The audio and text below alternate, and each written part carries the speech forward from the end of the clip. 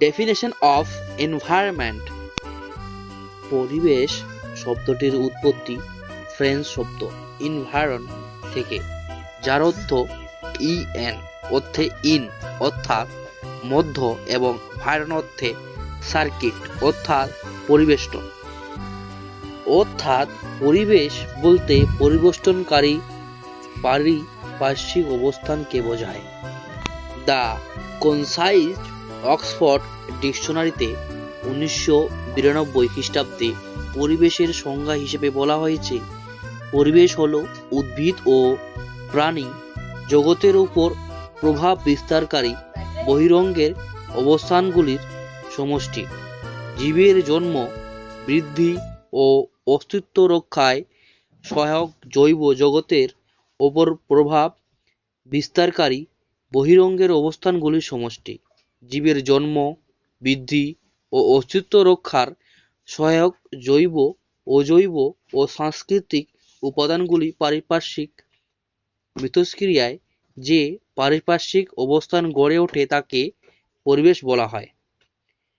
আমস 1994 খ্রিস্টাব্দে environmental science নামক গ্রন্থে বলেছেন যে জৈব সম্প্রদায়ের পারিপার্শ্বিক, জৈব এবং প্রাকৃতিক অবস্থাকে পরিবেশ বলা হয়।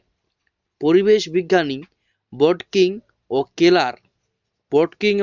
এবং কেলার 1995 খ্রিস্টাব্দে এনভায়রনমেন্টাল সায়েন্স নামক গ্রন্থে বলেছেন যে জীব, উদ্ভিদ বা প্রাণী তাদের জীবনচক্রে যে কোনো সময়ে যে সমস্ত জৈব এবং অজৈব কারণগুলি দ্বারা প্রভাবিত হয় সেই কারণগুলির সমষ্টিকে বলে।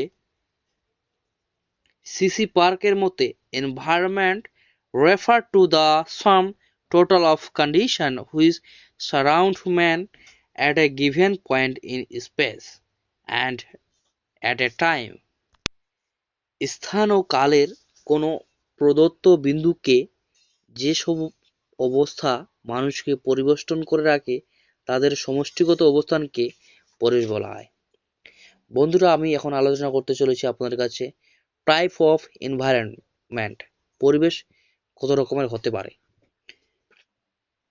প্রকৃতিগত পার্থক্য ও মৌলিক গঠনের উপর ভিত্তি করে পরিবেশকে দুটি প্রধান ভাগে ভাগ করা যায় বন্ধুরা, যথা প্রাকৃতিক পরিবেশ ফিজিক্যাল এনভায়রনমেন্ট এবং সাংস্কৃতিক বা মনুষ্য সৃষ্টি পরিবেশ যেটা কালচারাল এবং অর ম্যান মেড এনভায়রনমেন্ট।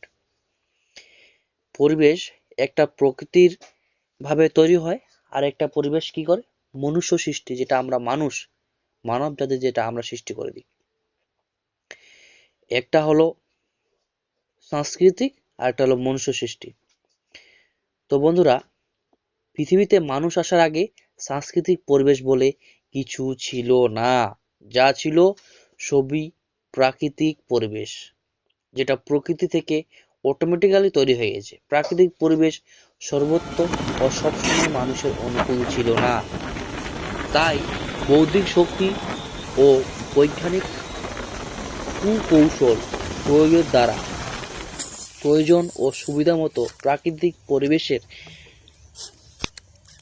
বন্ধুরা, সত্যি পরিবেশ সম্বন্ধে যদি আপনারা না জানেন, সত্যি আপনারা কিছুই জানেন না।